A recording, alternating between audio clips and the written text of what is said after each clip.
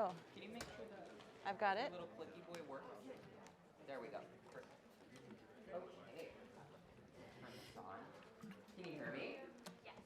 Hi. How are you? Good. Good. I'm so happy to see your faces. I am Nari. My pronouns are they, them. This is my, how many meetups? It's about my 6th meetup. I'm looking at my friends in the back to be like, how old am I? And it's been a really long 2 years. This is like one of my happiest places on the planet. So I'm so happy to see you in person again. Give yourselves a round of applause for being here. Woo! Come on down. Come join us. So excited that you're here.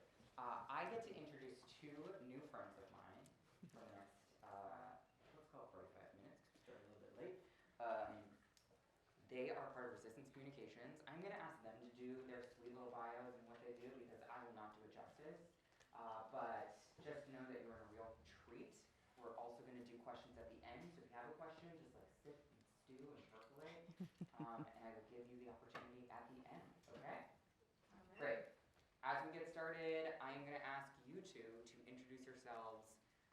Let's say your name, your pronouns, what you do by day, and what you do by night. Oh. You want to go first? Okay. Is this working? Maybe? Kind of. I can probably talk loud. Can you hear me? Yes. Okay. Hi, everyone. It's so great to see your faces again. And thank you, Nari, for facilitating all this. So I'm Meredith Hutchison. My pronouns are she and her. By day, I am a photographer, illustrator, facilitator, and program designer. I'm also the creative director of Resistance Communications with the amazing Aisha Bain. By night, oh goodness, I am a silly, really bad dancer, but very proud of it. Chef who can't really make good food but tries. I am a super nerd. Sci-fi, fantasy. I'm making my way through Dune right now. Like I can just, yes, exactly. So much more, but I'll stop there. That's enough, right? I mean, there's time for more. Right? Yeah. Hi, everybody. So good to see you. My name is Aisha Bain. I go by Aisha and Aisha. One is what my mom calls me. One is what the rest of the world calls me, so I respond to both. I'll tell you a story about my name if you want. Let's see. She and her are my pronouns. And by day, I am a 6'2" radical Black feminist warrior, artist. Go ahead, make some noise, Don't hold back in this room, please, don't hold back. Artist, I am the chief architect of Resistance Communications. We founded it together. By day. Is that by day or night? What'd you say? I said by night I am the exact same person. Right? Yeah, right. Exactly. Just in pajamas. I love it. Let's see. Because first question stumped me. We're done. Good night. Listen, y'all. I think I'm stumbling because I had so many lifetimes. So, I have been a human rights activist, a community mobilizer, a documentary filmmaker, an artist, an author, a emergency responder. When there's crises, respond within 24 to 72 hours of like conflicts or natural disasters. I worked many years on ending violence against women and girls, and I don't take no shit. Just kidding. By night, all of the same. Plus, I am a music aficionado. It's my primary language of love. I'm also, I think, day and night, like hardcore nerd, right? Like everything N.K. Jemisin ever wrote, Octavia Butler, right? Like just eat it like it's, that's right, queen. I like animals. a lot. And I also have like quiet time. Sometimes at night, I'll either be like dancing on tables or like really quiet in a ball. Yes. Okay, fantastic. Before I let you walk us through some of your work and what you've been up to, I have a really important question to start. Word. Would you rather fight 100 duck-sized horses or 1 horse-sized duck? There's a race. Oh, I have my answer. Yeah, go for it. It's a cheat answer. Okay. Neither. I want to talk to the duck-sized horses or horse-sized ducks, understand what's going on. I knew you would get mad at that. I'm mad at that. What's the answer? What's the answer? So I need to fight 1 horse-sized duck. Okay. Because Okay. with a multitude, just hang in with me now, but you have your own answer, but with a multitude, they're coming from you everywhere. They're taking out your ankles, your toes, your knees, right? They work, if they are like a coordinated, right, collective, they understand how like hyenas can take down a lion, right? Of course I'm the lion. Just kidding. But I mean, so at least with 1 large object, it's one-on-one, I'm focused, I'm looking at their weak points, right? I might just like put you in a nice like judo hug, take you down. We don't have to get really violent about it. That's it. Horse-sized duck. Oh my God, it's 100 duck-sized horses. Why? Why? Have you ever seen a duck's teeth? The only reason that they're not terrifying, which they are already, is that they're tiny. Also, they fly. So like, if it's a horse-sized duck, that thing is gonna dive and chomp. You're dead. You'd rather It's 100 over. of them flying at you from every angle at What- high speeds? What violence can a horse commit against you This is fair. at that size? This is fair. What can they do just... Listen, I the debate appreciate you. continues. Thank you. Hot Thank take. you. Hot take. Okay. We'll be ready for chapter 2. Chapter 2. Can I also say something? Yeah. By the way, y'all, we did this on purpose. They asked us to like come in here and just talk at y'all for like 30 minutes Yeah. or 45 minutes, an hour. We were like, we don't want to talk to you. We want to talk with you. So Nari, our wonderful, wonderful host with the most, is going to take us through a couple of questions and things. But honestly, this is a conversation. So if things are coming up for you, like while we're talking about stuff, please jump in. Like, we want to talk with you. There's no point. You heard a little bit about what we do, but this is your time. We're not here to like waste your time. We're here to like make the most of your time. Collectively. Absolutely. Collectively. Also the fact. Okay. I'm trying not to roll around. It's actually good for me because like I'm in like an active We're talker. all coming together. Great. Okay. Before we get into sort of like a back and forth with our friends here, I would love you to walk us through what you do at Resistance Communications, what you're up to, and this like beautiful set of visuals that you have of us. Sure. Do you want to kick us off with what we do, and I'll You're hearing take from me a lot. Okay. I mean, but it's so nice to hear from you. Okay. So at Resistance Communications, so we are a creative action agency. So what does that mean? That means we work with nonprofits, with social justice movements, with communities, with businesses, with foundations to create art, media, and strategy for liberated futures. A lot of our work is collaborative and collective and grounded in community power. Yeah? We do a lot of visual design. We do a lot of program design, some facilitation, some workshops, some storytelling, some strategy. We're kind of like artistic ninjas that do a lot. Always with people, and always with a focus of racial and gender justice. So, anything else you want to add? I mean, that was great. If you have other questions, I'll save space for that. I think this really came out of a place where Meredith and I had worked in a lot of different countries, right, in a lot of different settings and for lots of different entities, whether they were nonprofits, whether they were institutions like the UN or what have you, and really had a lifetime of different experiences working with those institutions. And so I went to school for communications and art, and then I got a master's in international peace, conflict resolution, and human rights, mouthful. And I thought I was going to combine those two in some way. And then you'll find that sometimes in different institutions, they have very specific roles that they want you to stay in within. And so I kept trying to like craft some of these creative ways of working with people because I knew it made a difference, right? I knew you had to work with, if you want to change violence against women and girls, if you want to support girls to go to school, if you want to do all kinds of things, it's something that has to be rooted in creative ways to reach people because they would have done it already otherwise. And so we kept putting forward ideas, and these nonprofits kept saying no. And I was like, is it me? Am I explaining this wrong? So I would try again, and they'd be like, no. And I'm like, damn it.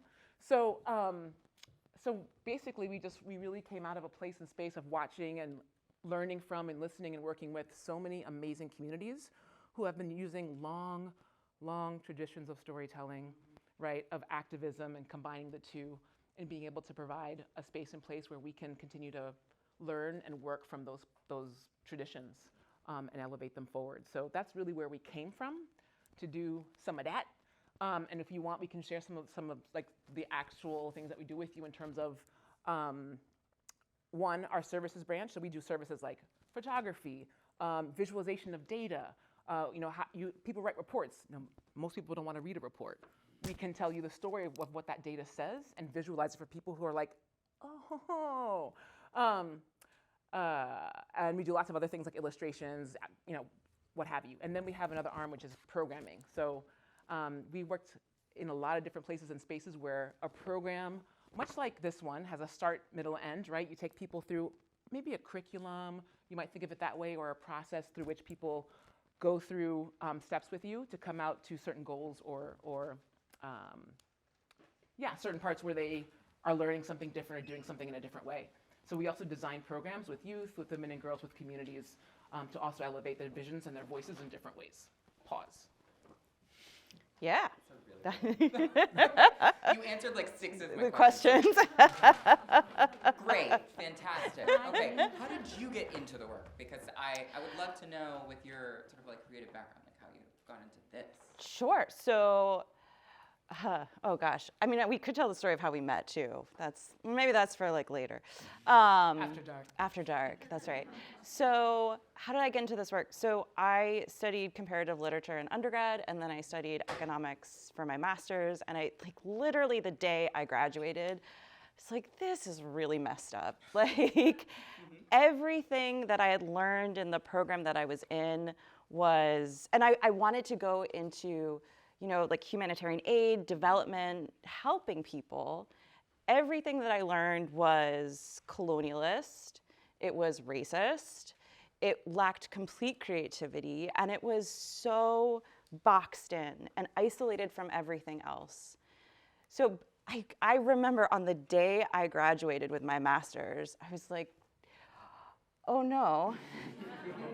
I just went into a lot of debt to realize that this is not what I wanted to do. So I thought, I was always interested in power, right? And how power works in the world and the ability of one group of people to have their definition of reality prevail over others. And how a small group of mainly old white men defined that reality for everybody else. They defined how we perceived each other. They defined how the systems and structures around us operated. They defined stories, all of this. They defined how we interact. I mean, I could go on and on, but they defined reality for many, many people. And so I just started thinking about, okay, so how do I take some of my technical skills as a photographer, as an artist, and support communities that have been oppressed by people who look like me to create story and art that shifts how reality is defined. And so that's how I kind of got into this creative space with Aisha. Definitely. So for some of our more visual learners, do you mind walking us through a few examples you're proud of? Yeah. We're talking about our stuffs? Yeah. Let's talk about our stuff. You want to know You're more than welcome to You don't want to know stand why in I'm a into few- this? Sorry? You want to know why I'm into this? Oh, because you started it, Okay, you wanna go but more? That's not my personal story. You can do your personal story. You That's know not what? like Do it. Do it. my I'm here. my Let's do it. personal story. Tell me about you. So I'll just share this because I think, a lot of times I don't know, I disassociated, I think, part of like my background that really drove me, and it was almost going to be self-evident that I came into this work. So my mother's from Haiti, my father's from Israel. I was a love child, but I'm grateful for it. And I don't know what it was, but from the earliest ages, I could remember that things that were not just made me mad.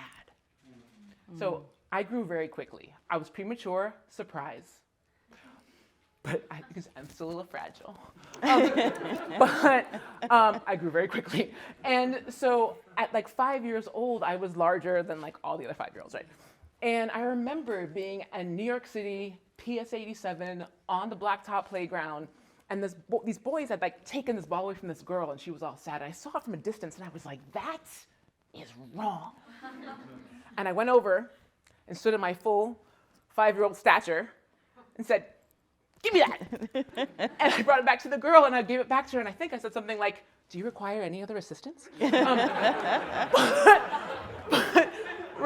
I remember being like, fundamentally, that is wrong. And it just was somewhere here that I couldn't explain. I don't know if y'all ever seen The Mission, but it's a story with like this movie with Robert De Niro about missionaries in South America. And we had a really progressive teacher that showed it to us at like 12 years old, which is, it's a little violent, it's all good, but it shaped me, right? I saw this movie, and by the end, all the 12-year-olds like left. They were like, time to play. And I was there sobbing, right? Sobbing. I remember this teacher looked at me like, thank you. Like, I made you cry. No, one person got it, So there was something about that. And I'll be really honest. I think two things, and I'll stop. I think one was I never fully understood. I spent so many years working towards justice, right, changing things, and then spent about 15 years working to end violence against women and girls, which I still do. And it took me until about 3 years ago to realize that I was one of them. Mm-hmm. What a disassociation. Like, how does that happen? Right? That I'm also a survivor, but hadn't connected that to what I do or why I do it and why I'm driven.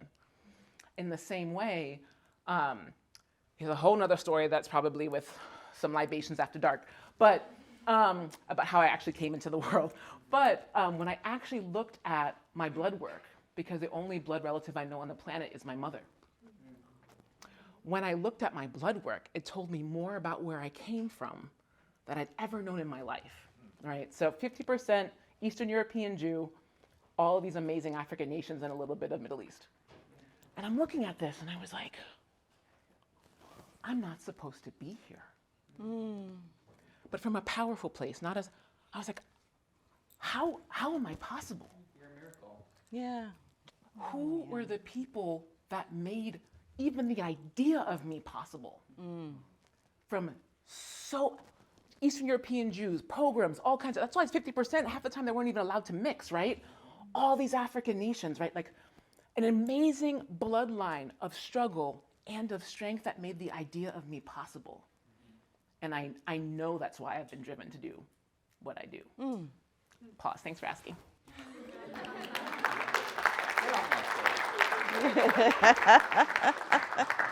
Okay, for real now.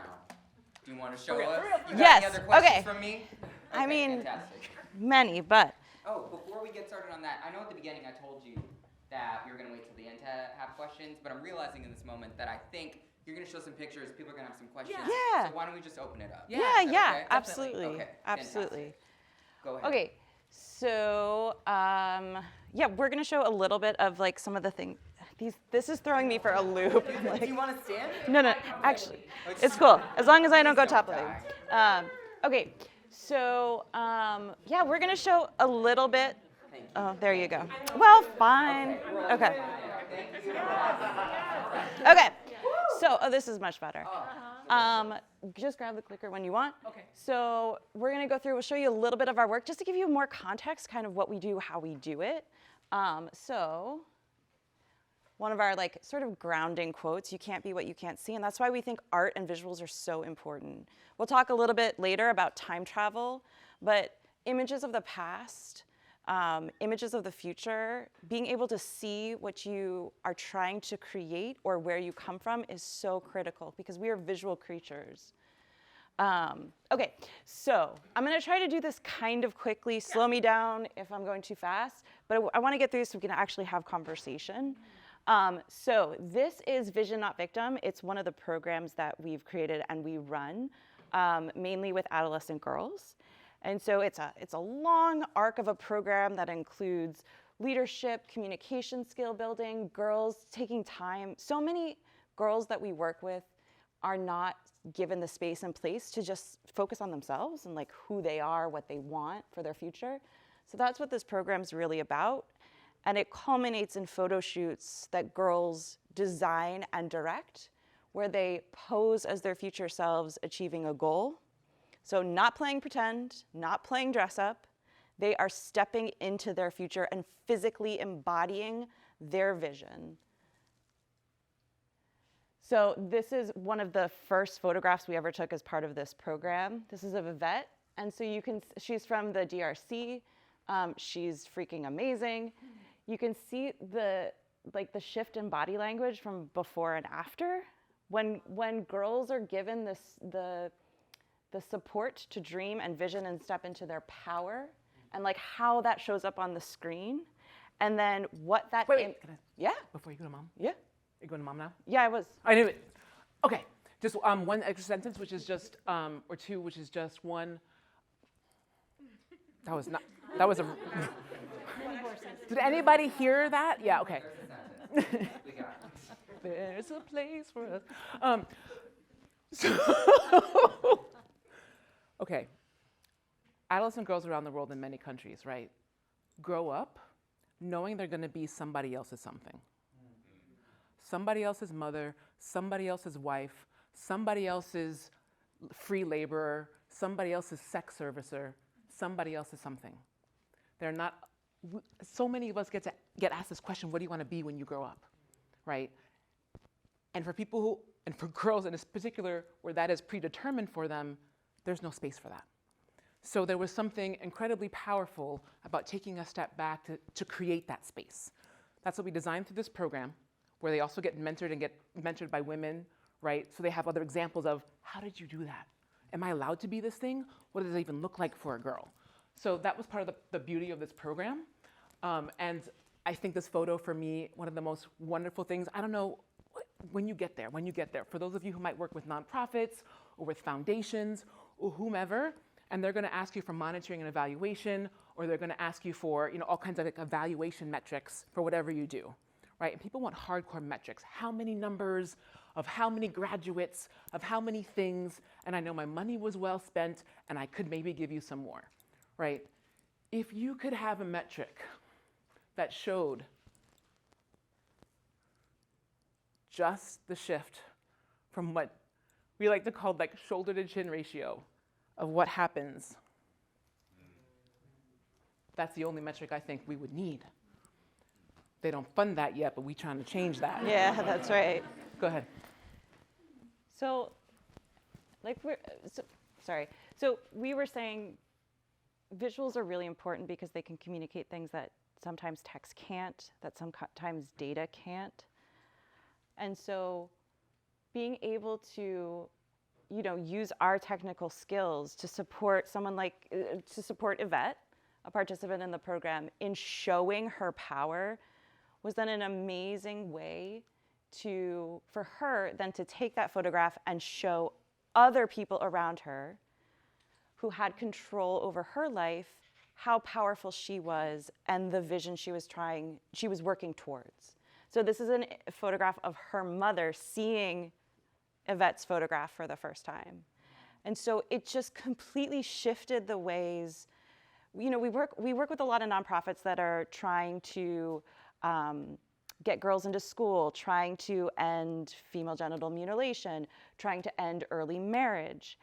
And there's sort of the modality of conversation is like wagging your finger at parents and saying, well, Don't you marry your daughter too early. Don't do this, don't do that.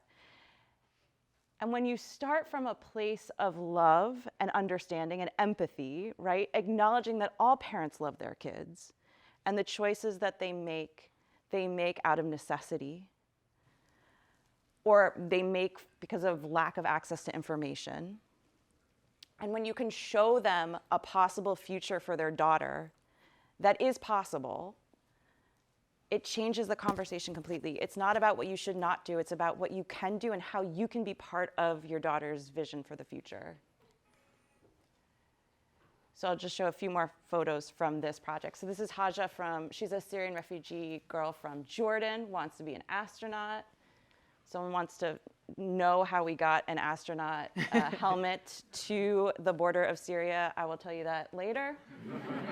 I mean, I think you have to. You can't just intro that and keep moving. I mean, it involved a lot of cutting it into pieces, gluing it back together, and then like explaining to a lot of military security why the helmet we had bought had like an electronic piece that went countdown, 3, 2, 1. It took a while, but we got it. So this is Samar. She's in Oakland. She's a resettled refugee girl from Sierra Leone, I believe, in Oakland. And we went to there's an aircraft museum somewhere in the Bay Area.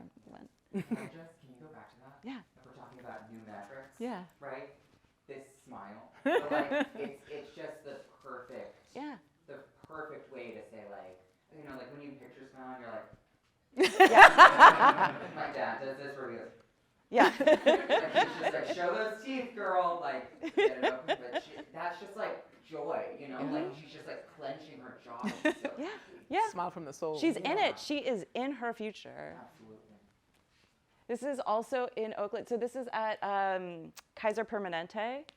So you have Shelly from Guatemala. Don't worry, this is a volunteer. But, but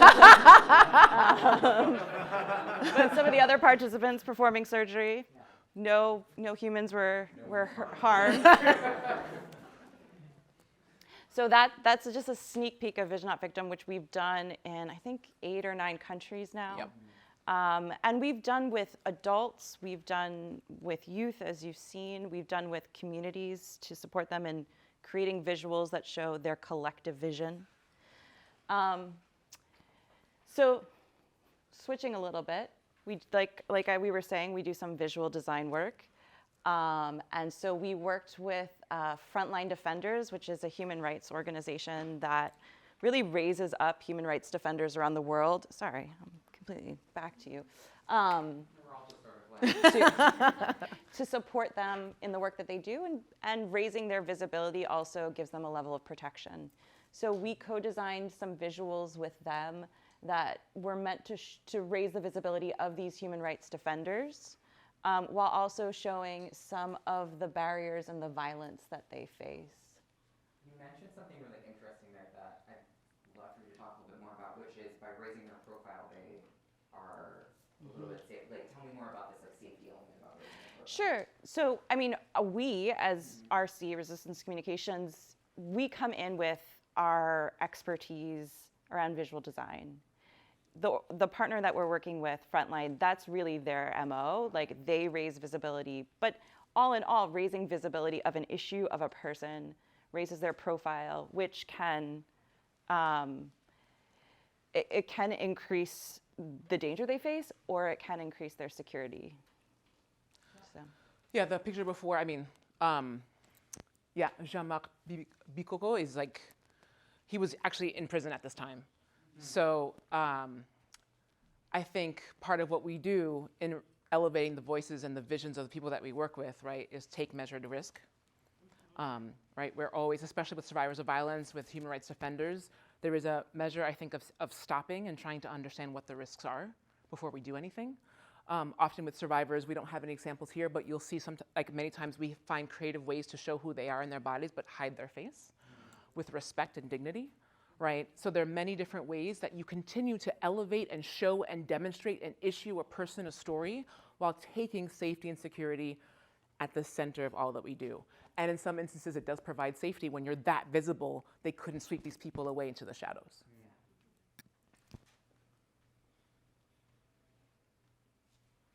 This is another project we did. So you'll hear we're repeating a lot collaborative media. And I think we always start with community power. We are not experts, and we don't always share the same lived experiences as the communities that we work with. So we come in as facilitators and to provide a technical artistic skill. And it's really about supporting other people to own and to author how they are represented. So this was a project we did with survivors of domestic violence in the United States. There's like a long backstory, but basically there's a piece of legislation called the Violence Against Women Act, which was approved in, I think, the 80s.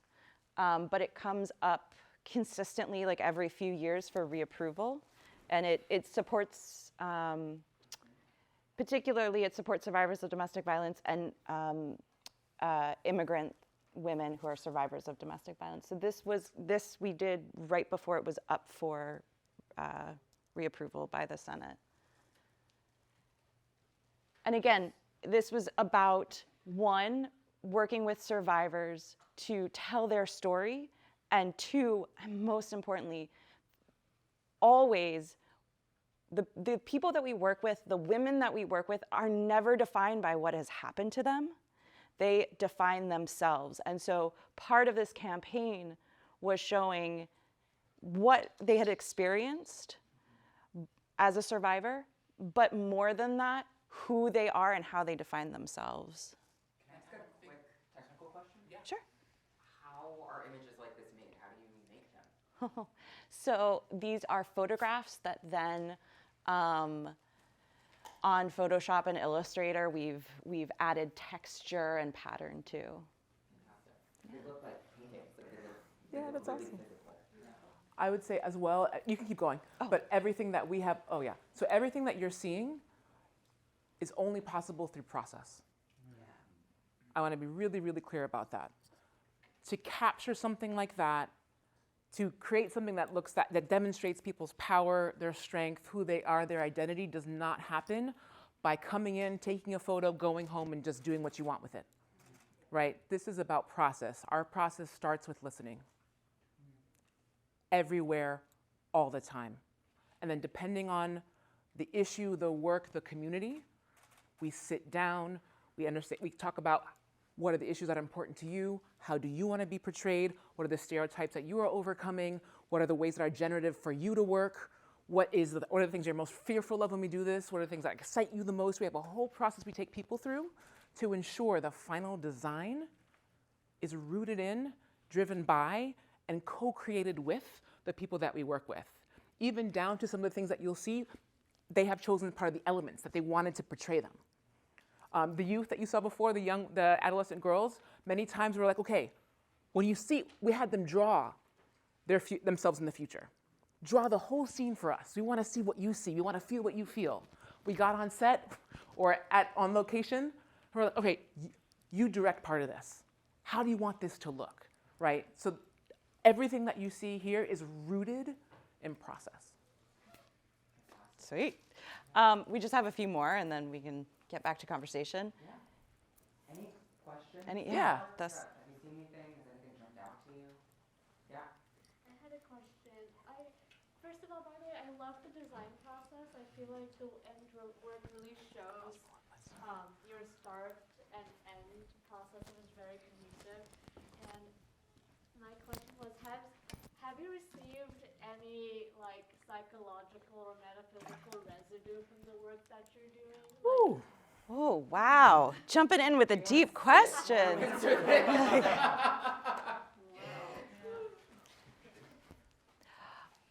I mean, yes. I will try to, oh gosh. That's a question I'm still exploring.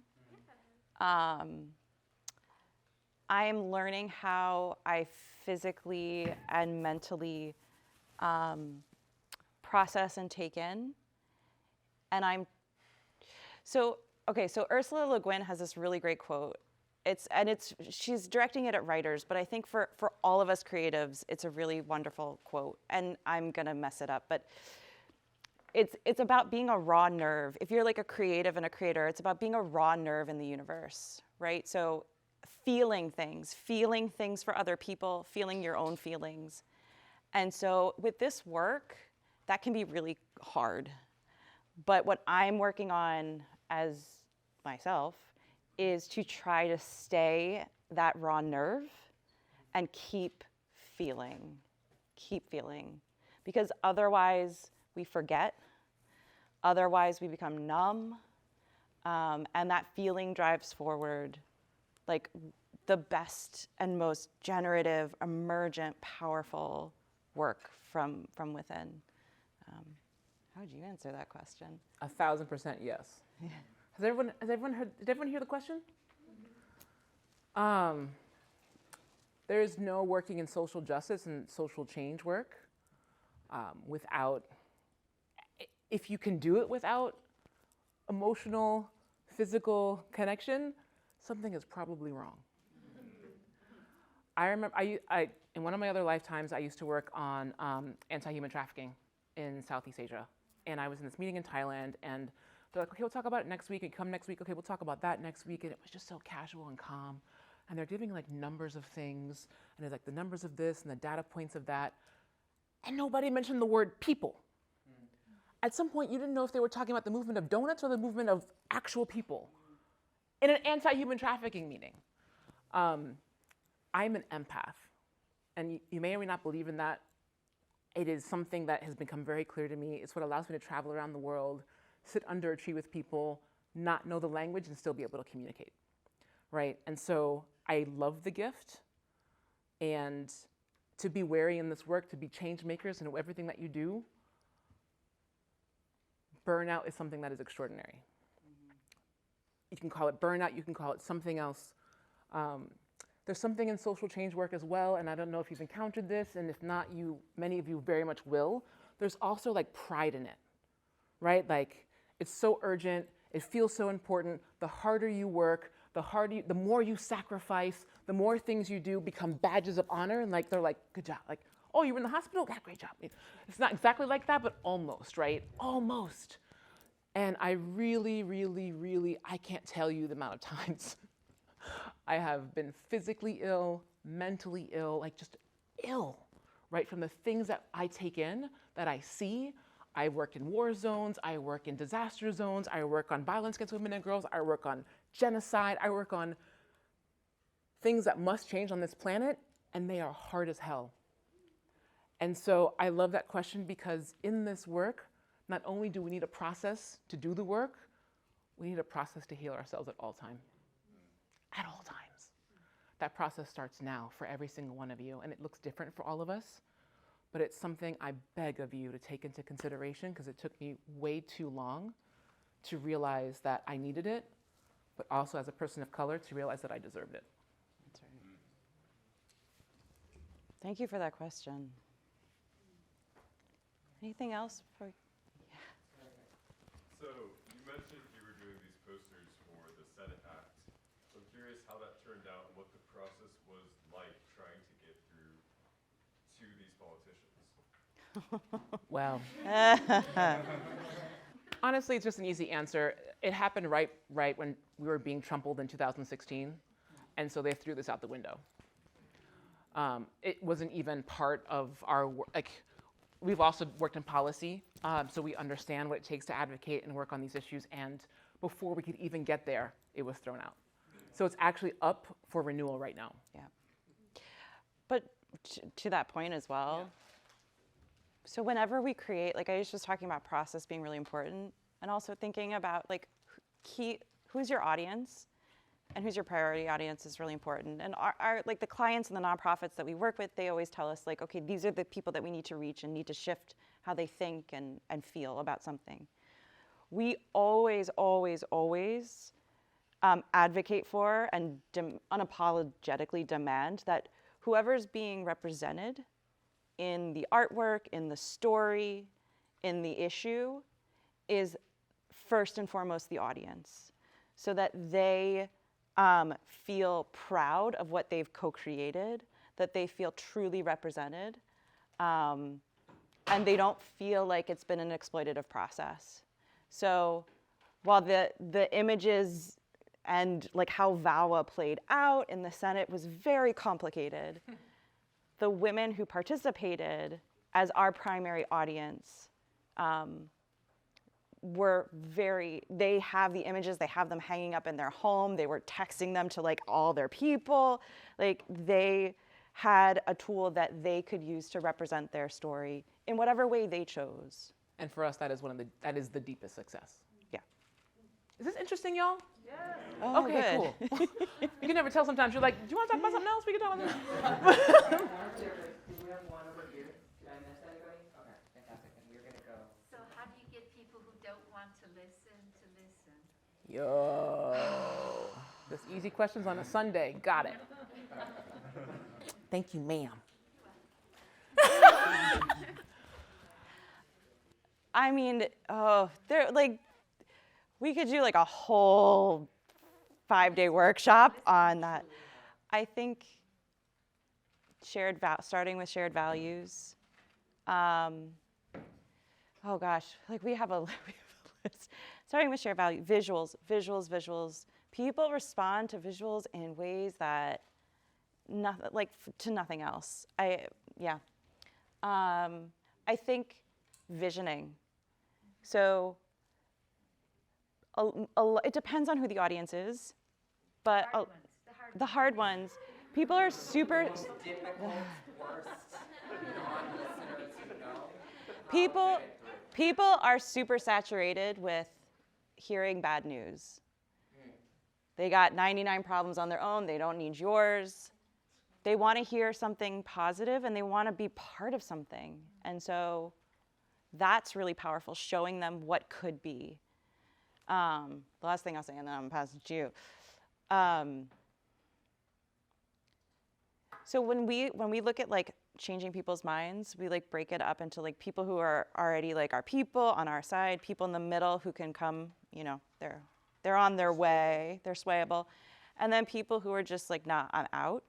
And we never try to go after those people, or very rarely try to go after those people, because we want to be having one kind of conversation that moves us forward. And the type of conversation it would take to move those people is we don't know. Like, if we don't need them, then we're moving forward without them. I would add, there's kind of like 3 levels or gradients, right? So again, for people who are the hardest to reach, or people you want to move people who are not listening, what is your goal? What are you working on? And what is the audience? And when we know that, it allows us to think of, okay, I either want to start from a place where these are things that they recognize, these are issues or terms or visuals that they can like be a part of, they want to be a part of something, right? And I'll move them from there. There's another place a little bit in the middle of like, all right, we also need you to come along our way. Like, we can't just start from the place that you want to start from, we have to start from the conversation that we're trying to have today, right? So we enter from a place of, here are some things that you can understand, here are some other things you have got to get on board with. And again, that might be more challenging visuals or language or all kinds of things, right? And then there's like the third, which is unapologetically, this is my damn message, right? And you say it, and you repeat it, and you find creative ways to keep moving it, and you're gonna come on board. And there's many ways to do that. There are ways of like, if you don't come on board, here's what's not happening. If you do come on board, here's what is happening. You've got the whole spectrum to show them of what is possible when you come on board, but you're coming on board. And it does help when you show them what is possible when you do. Yeah.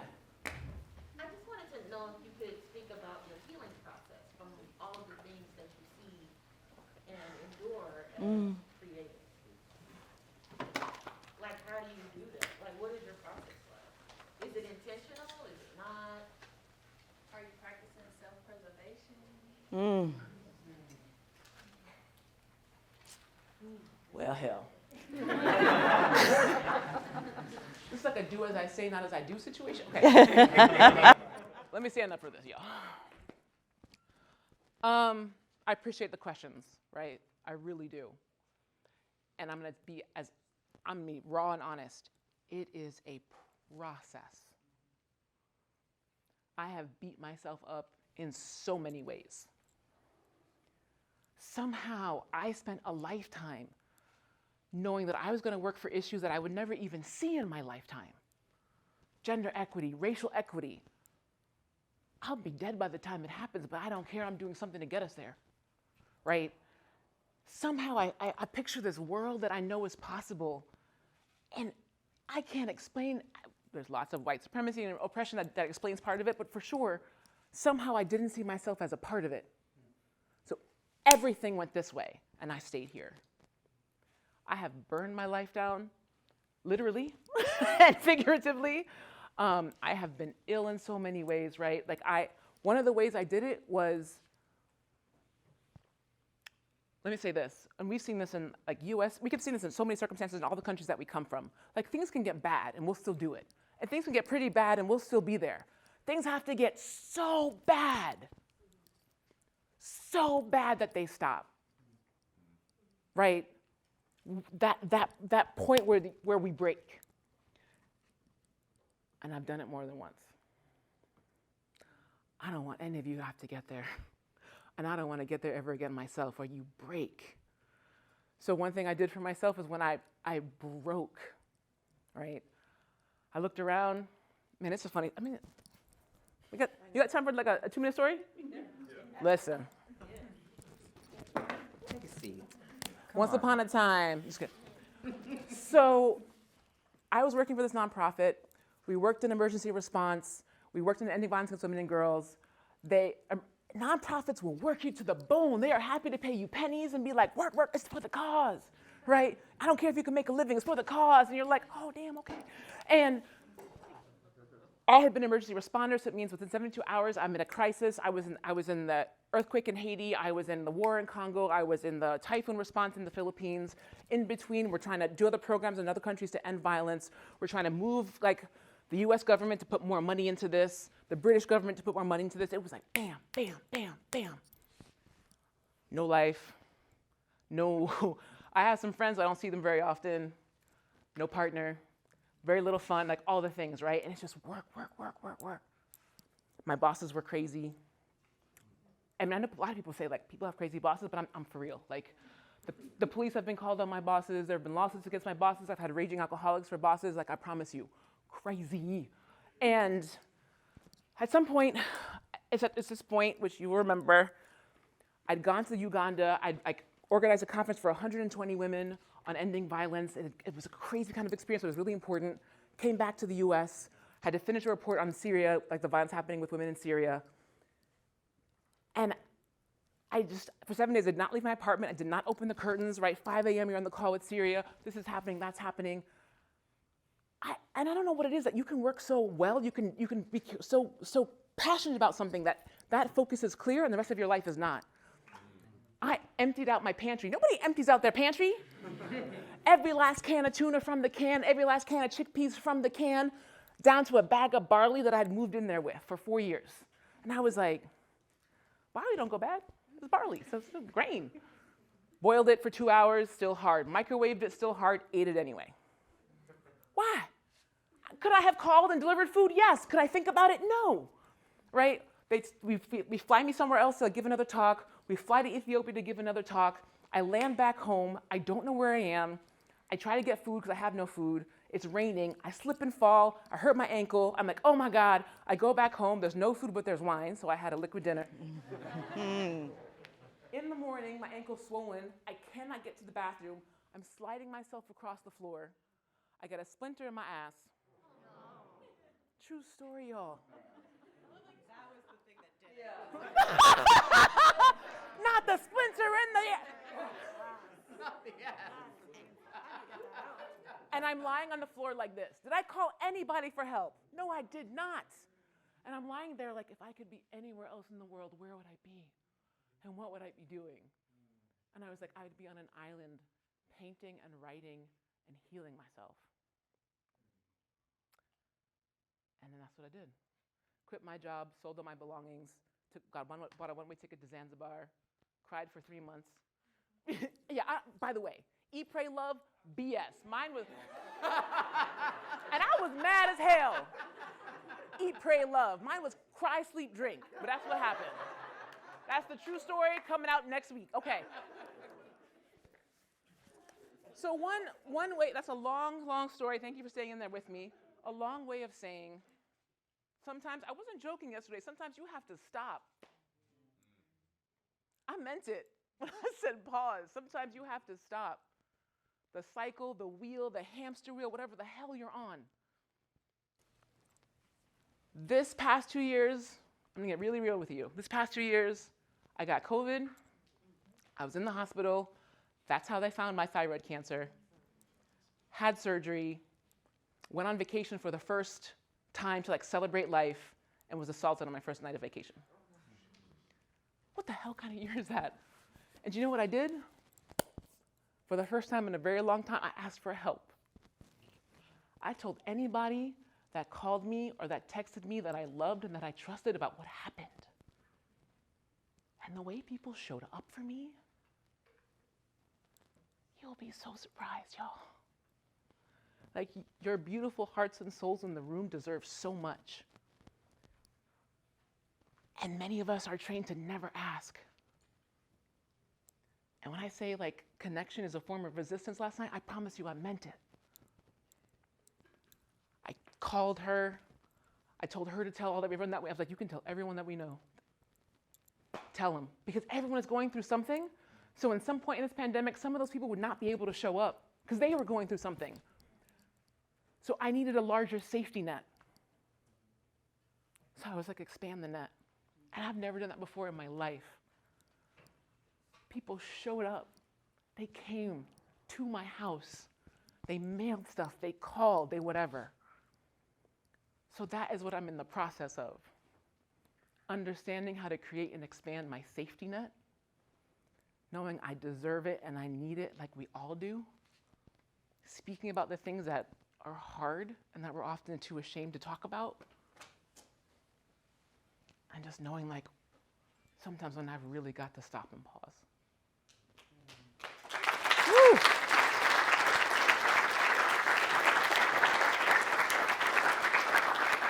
Damn. Oh. Okay, how do I? Okay. I know.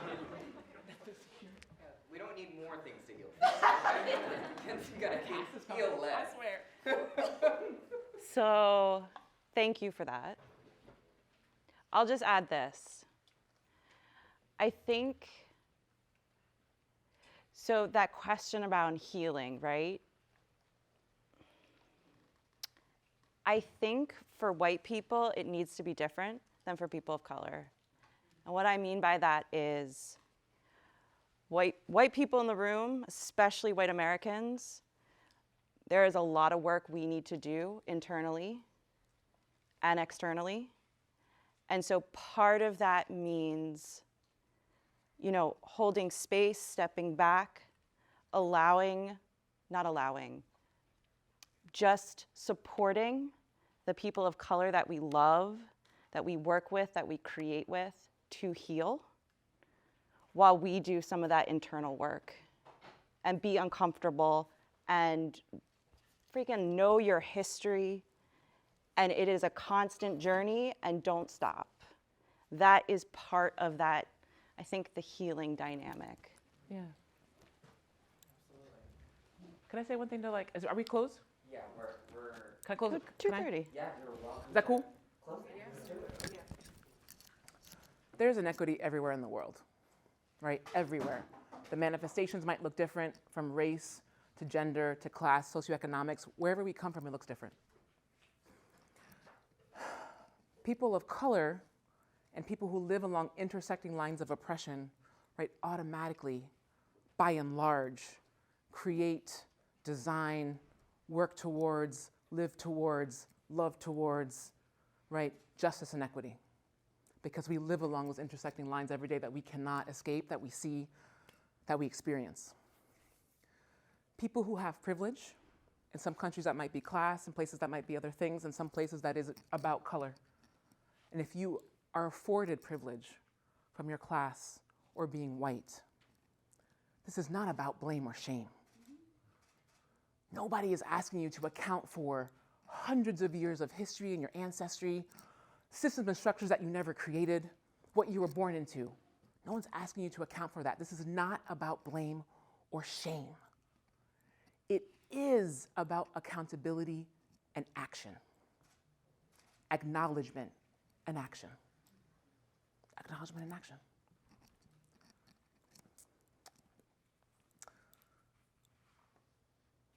And this is a moment, right, to understand who you are in this moment. The discomfort, as Meredith was talking about, the healing for all of us, right? Who are you designing for if it's not to increase equity and access? Why do you design if it's not to change the world? And your world.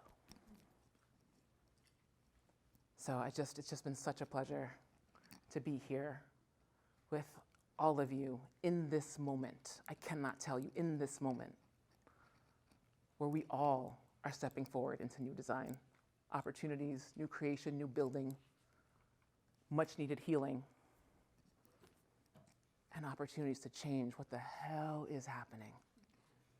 And I'm excited to do that, and we're excited to do that with all of you. Incredible. I'm going to ask you to come right here. And you, stand right here. Can we give them a round of applause?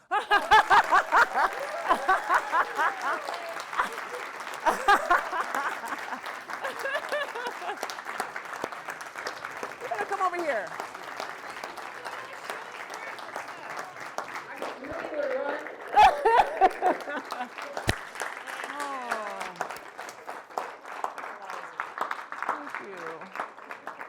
Oh my God, thanks, y'all. Talk to us. Now I'm hot. It's hot. Did anything